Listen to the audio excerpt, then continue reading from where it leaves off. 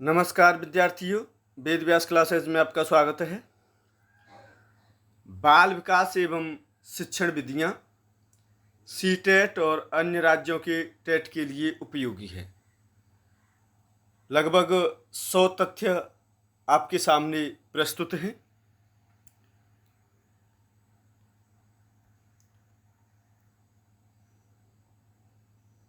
शारीरिक संरचना या आकार में बढ़ोतरी को वृद्धि कहते हैं, जबकि मानसिक, भावनात्मक, सामाजिक, बौद्धिक आदि पक्षों में परिपक्वता विकास कहलाती है। तो आपका विकास राइट आंसर होगा यहां पर। दूसरा पॉइंट, किसके विचारों के अनुसार विकास की प्रक्रिया बालक के गर्भावस्था से लेकर जीवन पर्यंत तक क्रम में चलती रहती है तथा प्रत्येक अवस्था का प्रभाव दूसरी अवस्था पर पड़ता है? किसने कहा है? कथन बहुत ही पूछने के लिए आते हैं, तो हरलॉक जी ने कहा है। नेक्स्ट देखो,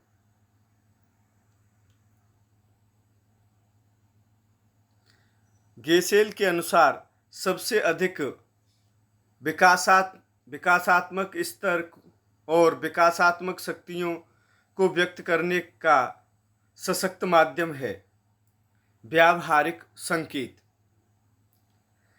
किस अवस्था को बालक का निर्माण काल माना जाता है? शैशवावस्था को माना जाता है।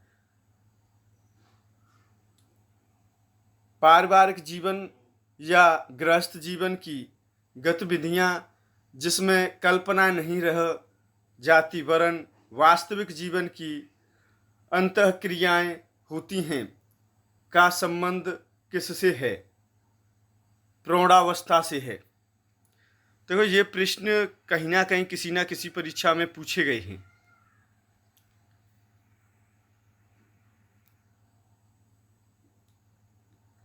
किस सिद्धांत के अनुसार एक जाति के जीवों में विकास का एक क्रम पाया जाता है और विकास की गति का प्रतिमान भी समान रहता है? समान प्रतिमान का सिद्धांत है ये। खाली जगह दे रखी है। तो परस्पर संबंध के सिद्धांत के अनुसार बालक के विभिन्न गुण परस्पर संबंधित होते हैं। विकास की गति तीव्र रहती है शैशवावस्था एवं किशोरावस्था में। पुनर्बलन के सिद्धांत के प्रतिपादक डोलार्ड और मिलर के अनुसार विकास का प्रत्यक्ष संबंध होता है अधिगम से या सीखने से।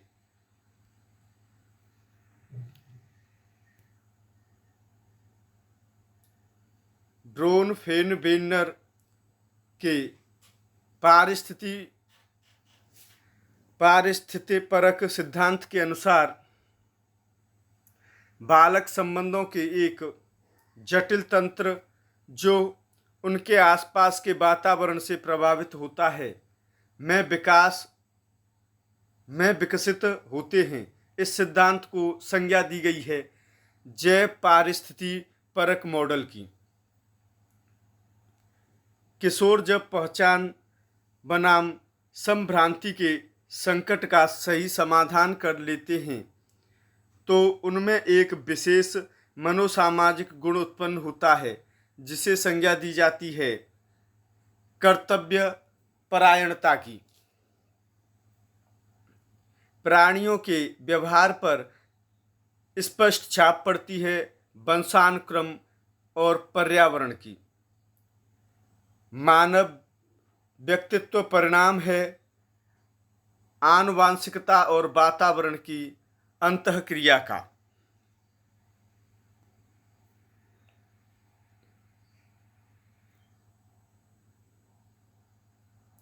आंतरिक वातावरण का तात्पर्य है जन्म से पूर्व अर्थात गर्भावस्था की स्थितियों से है।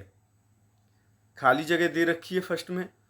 के अनुसार भिन्न भिन्न व्यक्तियों में विकास की गति भी भिन्न भिन्न होती है। विकास की गति का सिद्धांत है। स्कूल के वातावरण में फिर खाली जगह है का बुद्धि पर अधिक प्रभाव पड़ता है, पाठ्यक्रम का पड़ता है।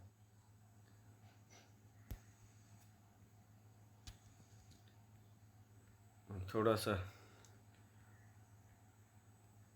हाँ, तो यहाँ चल रही थी विद्यार्थी। लैंडिस के अनुसार वंशक्रम हमें विकसित होने के लिए प्रदान करता है क्षमताएं। व्यक्ति बालक, किशोर या प्रौढ़ के रूप में जो कुछ सोचता है, करता है या अनुभव करता है, वह परिणाम होता है वंशानुक्रम के कारकों और वातावरण के प्रभावों के पारस्परिक संबंधों का। सीबीएसई द्वारा प्रस्तावित समूह परियोजना गतिविधि एक सशक्त साधन है सामाजिक भागीदारिता को सुगम बनाने का।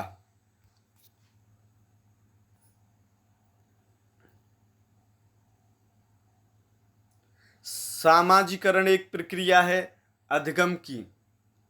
फिशर के अनुसार सामाजिकरण में व्यक्ति स्वीकार करता है तथा उसके साथ साथ अनुकूल करता है सामाजिक व्यवहारों का। मीड ने सामाजिकरण की व्याख्या आत्मचेतना के सिद्धांत के आधार पर की है। इस सिद्धांत को कहा जाता है मैं और मुझे का सिद्धांत।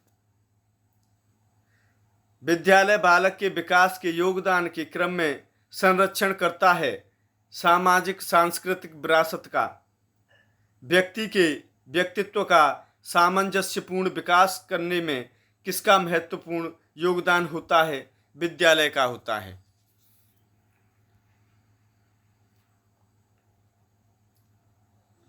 विद्यार्थियों को विद्यालय में खेलना उचित है क्योंकि यह सहयोग एवं शारीरिक संतुलन का विकास करता है।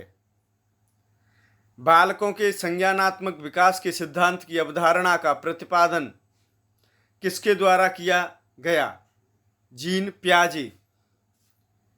वैसी प्रक्रिया जिसमें बालक समस्या के समाधान के लिए पूर्व सीखी गई मानसिक प्रक्रियाओं का सहारा लेता है कहलाती है आत्मसात्करण।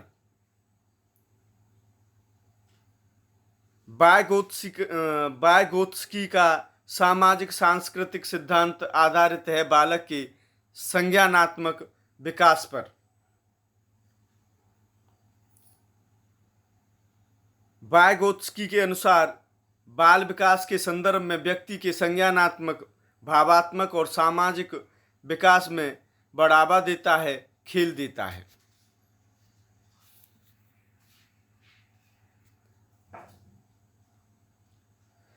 वाइगोत्स्की के अनुसार बच्चों का मानसिक उपक्रम खेल है जो कि बच्चों को अपने व्यवहार पर नियंत्रण की क्षमता देता है। कोहलबर्ग ने अपने नैतिक विकास को कितने स्तरों में बांटा है? 3 स्तरों में बांटा है। बाल केंद्रित शिक्षा के अंतर्गत बालक का व्यक्तिगत निरीक्षण कर उसकी कठिनाइयों को दूर करने की चेष्टा की जाती है दैनिक खाली जगह में। जॉन ड्यूबी द्वारा समर्थित लैब विद्यालयों के उदाहरण हैं प्रगतिशील विद्यालय की। प्रगतिशील शिक्षा की अवधारणा इस प्रकार है कि शिक्षा का एकमात्र उद्देश्य है बालक की शक्तियों का विकास।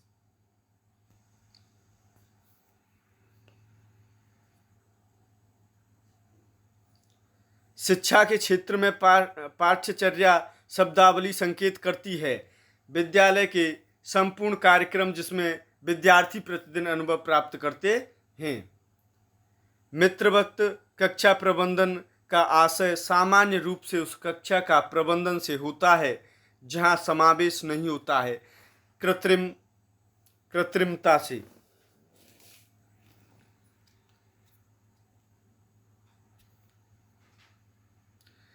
मित्रवत कक्षा कक्ष प्रबंधन की नींव आधारित होती है लोकतांत्रिक मूल्यों पर। मित्रवत कक्षा प्रबंधन में शिक्षण अधिगम प्रक्रिया को रुचिपूर्ण एवं प्रभावी बनाने के लिए व्यापक रूप से प्रयोग किया जाता है शिक्षण अधिगम सामग्री का। व्यक्ति की तत्परता, तत्कालीनता, समायोजन तथा समस्या समाधान की क्षमताओं के संदर्भ में जिसका प्रयोग होता है उसे कहते हैं बुद्धि।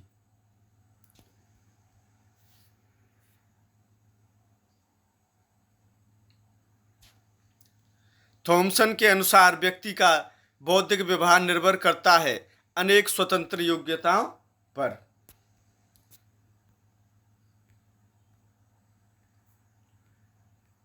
आपका रिवीजन इससे अच्छा हो जाएगा। एक कारक सिद्धांत का प्रतिपादन किया था विनय महोदय ने। बच्चे की बुद्धि लब्धि 90 से 110 के मध्य है, उस बुद्धि को कहते हैं सामान्य बुद्धि। अपनी शारीरिक गति पर नियंत्रण रखने की क्षमता तथा वस्तुओं को सावधानी पूर्वक प्रवीण ढंग से घुमाने तथा उपयोग करने की क्षमता सम्मिलित होती है शारीरिक गतिक बुद्धि में। बुद्धि लब्धांक सामान्यतः रूप से शैक्षणिक निष्पादन से संबंधित होते हैं। उच्च आएगा खाली जगह में। बुद्धि लब्धि के संबंध में सूचकांक है मानसिक विकास की दर। भाषा मानव निर्मित साधन है अभिव्यक्ति एवं विचार विनिमय का। भाषा विकास में सबसे पहला क्रम होता है ध्वनि की पहचान करना।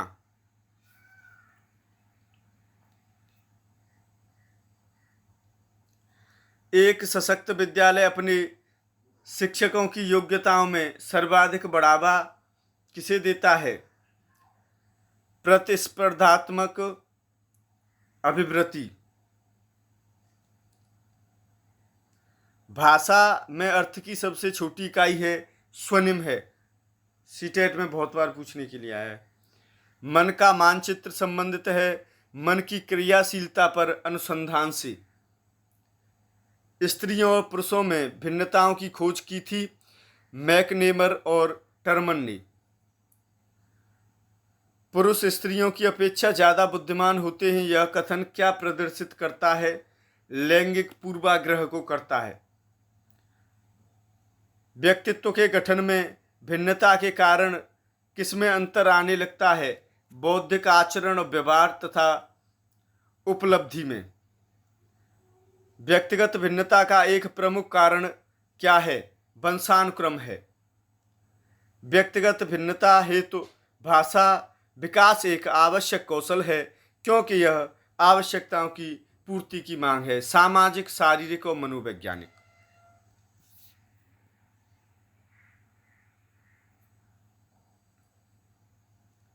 बच्चों का मूल्यांकन होना चाहिए सतत एवं व्यापक मूल्यांकन द्वारा। बालक की उपलब्धि का मूल्यांकन होना चाहिए सतत एवं व्यापक रूप से होना चाहिए। कक्षा में विद्यार्थियों की रुचि बनाए रखने के लिए शिक्षक के लिए उचित है प्रश्न पूछना। ऐसे बालक जो सामाजिक, आर्थिक एवं सांस्कृतिक रूप से अलाभान्वित समुदाय से आते हैं वो कहलाते हैं वंचित बालक। जब समाज किसी बालक के विकास के लिए आवश्यक सामाजिक, आर्थिक एवं शैक्षिक आवश्यकताओं की पूर्ति में असफल रहता है तो वह अवस्था कहलाती है वंचन की अवस्था। सामाजिक विभेद तथा पारिवारिक परिस्थितियों के कारण सामाजिक विकास से वंचित बालक कहलाते हैं सामाजिक दृष्टि से वंचित बालक। नेक्स्ट देखिए। बालकों के चिंतन, प्रत्यक्षण, बुद्धि, संवेदन, स्मृति आदि पर पड़ने वाले प्रभाव को कहा जाता है संज्ञानात्मक प्रभाव। बालकों की उन्नति के लिए अनिवार्य इच्छा एवं आकांक्षा को प्रभावित करने वाले प्रभाव कहलाते हैं अभिप्रेरणात्मक प्रभाव। ऐसे बालक जिनकी शैक्षणिक उपलब्धि उनकी स्वाभाविक योग्यता से कम हो वो कहलाते हैं पिछड़े बालक। विशेष बालकों की ऐसी श्रेणी जो शारीरिक, मानसिक, संवेगात्मक एवं सामाजिक रूप से असामान्य अथवा दोषपूर्ण हो उसे किस श्रेणी में रख सकते हैं? विकलांग बालक। वह स्थिति जिसमें व्यक्ति या बालक मानसिक विकास के कारण अपने समान आयु स्तर के बालक से निम्न स्तर स्थिति में होता है, उस स्थिति को कहते हैं मानसिक पिछड़ापन एवं सामान्य बुद्धि की स्थिति।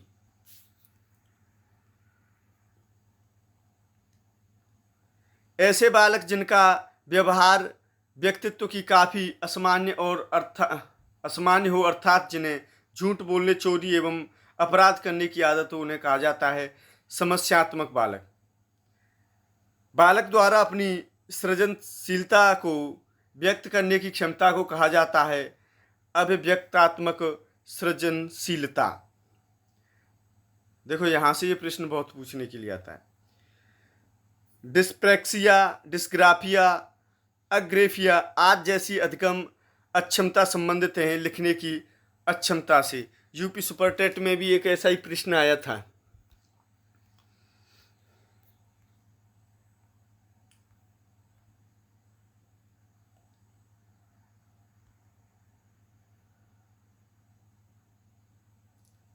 ऐसे बालक जिनके विकास में मंदता के कारण उनमें सुनने, समझने, बोलने, पढ़ने लिखने की आंशिक पूर्ण अयोग्यता होती है, वे कहलाते हैं अधिगम अक्षम बालक। डिसलेक्सिया और एलेक्सिया संबंधित है पढ़ने की अक्षमता से है। यदि कोई व्यक्ति या बालक मानसिक रूप से सीखने को तैयार नहीं है तो वह नहीं सीखेगा। इसे किस नियम के द्वारा जांचा जा सकता है? मानसिक स्थिति का नियम। अनुबंधन अनुक्रिया का सिद्धांत किसने प्रतिपादित किया? तो पावलोव ने प्रतिपादित किया।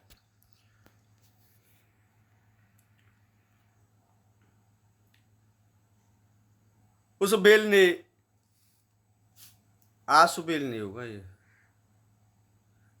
ने अपने सीखने के सिद्धांत में सीखने के 4 प्रकार बताए, जिनमें रटकर सीखना, अर्थपूर्ण सीखना, अधिग्रहण सीखना एवं शामिल है अन्वेषण सीखना।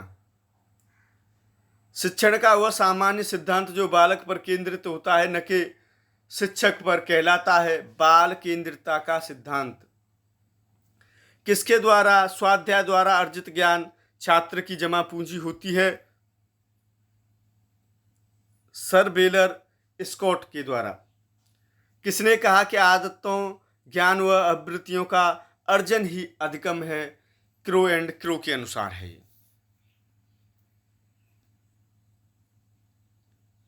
विद्यार्थियों के व्यवहार तथा अधिगम लक्ष्यों को 3 क्षेत्रों में विभक्त किया जा सकता है, जिनमें पहला ज्ञानात्मक, दूसरा भावात्मक एवं तीसरा क्रियात्मक।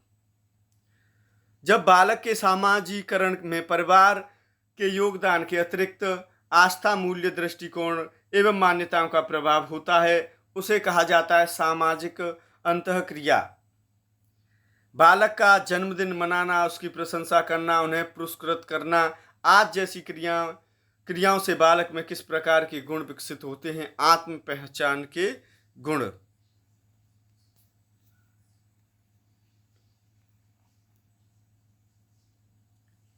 स्किनर ने समस्या समाधान की वैज्ञानिक विधियों में 6 सोपानों को बताया, जिसमें पहले सोपान पर स्थित है समस्या को समझना। किसने समस्या समाधान के मूल्यांकन के लिए बुनियादी शिक्षण प्रतिमान को प्रतिपादित किया? ग्लेसन ने। पुनर्बलन अनुक्रिया का परिणाम जिससे भविष्य में अनुक्रिया के होने की संभावना बढ़ती है, यह कथन किसका है? WF हिल का है। भोजन, पानी, लैंगिक संपर्क, धन दौलत, मान सम्मान, प्रशंसा इत्यादि किस प्रकार के पुनर्बलन के उदाहरण हैं?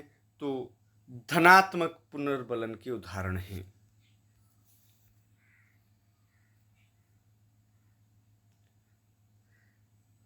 अपनी संज्ञानात्मक क्षमताओं के बारे में अपनी समझ या सूझबूझ का क्या तात्पर्य है? तो इसका तात्पर्य मेटा संज्ञान है। संज्ञान के किस सिद्धांत के अनुसार व्यक्ति जन्मजात संरचना एवं प्रक्रियाओं के साथ साथ अनुभवों की अंतःक्रिया पर निर्भर करता है? संज्ञान का विकासात्मक सिद्धांत है। जब व्यक्ति न तो स्वयं को बालक समझता है और न ही प्रौढ़, तो वह संवेगात्मक विकास की किस अवस्था में होता है? किशोरावस्था में होता है। जिस लक्ष्य के प्रति पहले कोई आकर्षण नहीं था, उस लक्ष्य के प्रति कार्य की उत्तेजना ही अभिप्रेरणा है। इसका कथन किसका है? वर्नार्ड का है।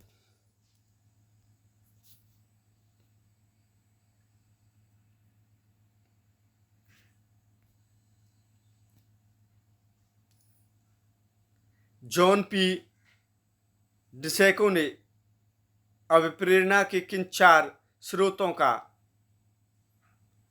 उल्लेख किया? दंड, प्रोत्साहन, आकांक्षा, उत्तेजना।